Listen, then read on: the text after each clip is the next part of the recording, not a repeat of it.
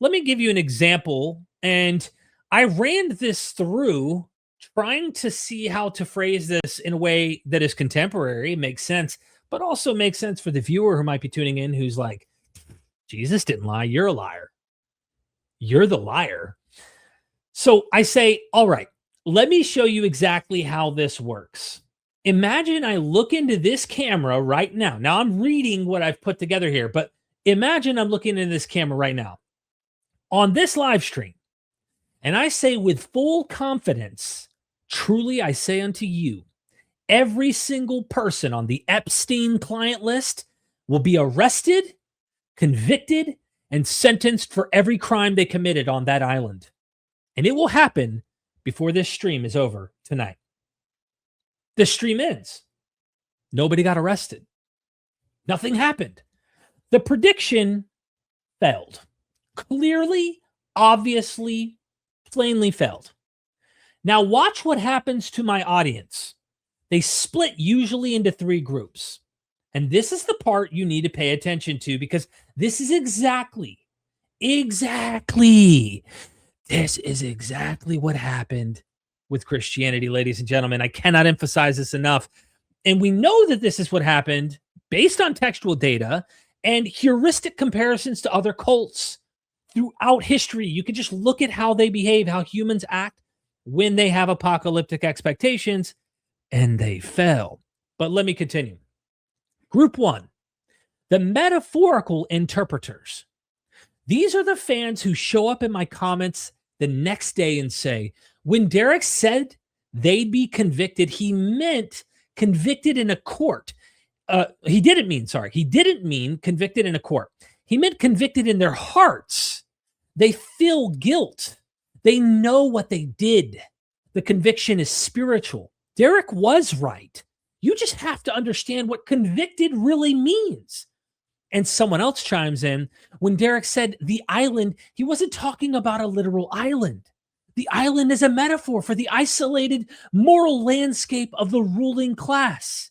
And before you know it, they've rewritten my plain, simple prediction into some deep philosophical statement I never made. I said arrested. I said convicted. I said sentenced. They turned it into a poem, okay? That's kind of what N.T. Wright does. That's a lot of what full preterism does. If you don't know about these groups, they find a way to make it happen at all costs, even if that means bending words to make it fit, okay? And this is what would happen with group one. Group two, the timeline extenders. These are the fans who say, Derek didn't say which stream. He said before the stream is over. And technically, Myth Vision is an ongoing stream of content. Duh. The stream isn't over. Derek is still streaming. So the prediction hasn't failed. It just hasn't been fulfilled yet. Give it time. It could happen next week, next year. The stream continues. And 10 years from now, these people are still in my comments saying, any day now, Derek said it would happen. The stream is not yet over.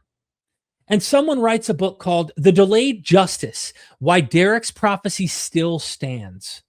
And someone else argues, well, to Derek, one stream is like 1,000 streams, and 1,000 streams are like one. Does this not sound familiar, ladies and gentlemen? Okay, now we have group three. This is the rarest of all rarest groups. These, in my opinion, are the most gang humans on the planet. All right. I'm only speaking that way because I fit into this category, even though I was in probably both groups at one point in my Christian journey. I mean, I would say I was first in the second group where I thought a day is as 1,000 years. I'm still waiting for Jesus. Group one with the metaphorical interpretations, I ended up going to. This is group three. You are looking behind the curtain, okay? And now you're seeing it for what it is. That's group three, okay? The smallest group. These are the people who say, Derek made a prediction. It didn't happen.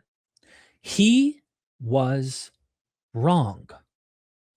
I love the guy, but he was wrong. I'm not going to pretend arrested means something other than arrested. I'm not going to redefine tonight to mean sometime in the next 10,000 years. He made a clear claim with a clear timeline and it failed, period.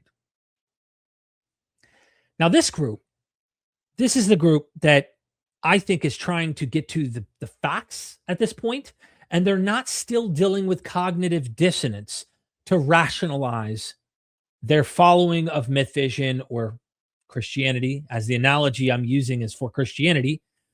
Now, here's my question for you tonight. Which group are you in when it comes to Jesus? Because Jesus looked at his disciples and said, some of you standing here will not taste death before the kingdom comes in power, if you read Mark, not saying in power if you read Luke, which is huge differences, but you really got to understand what in power even means. Paul told the Thessalonians, we who are alive will be caught up to meet the Lord. Obviously, he mentions caught up in the air to meet the Lord. Revelation says, I am coming soon. That was 2,000 years ago. Every one of those people, or those people are dead. Every one of them. Group one turned soon into a metaphor. Group two said this generation actually means some future generation. And group three, the scholars, the historians, the honest readers said Jesus made a prediction and it failed. Every predictive cult in history follows this exact same pattern. When the prediction fails, most followers don't leave. They reinterpret, they extend the timeline, they find a way to make it work. And the small group that says it just didn't happen gets called faithless, gets called names, gets dismissed, gets called stupid, evil, you're going to hell, threats of fear, the whole nine. And just so you know, Christianity isn't unique. It's just the most successful version of this pattern that ever existed.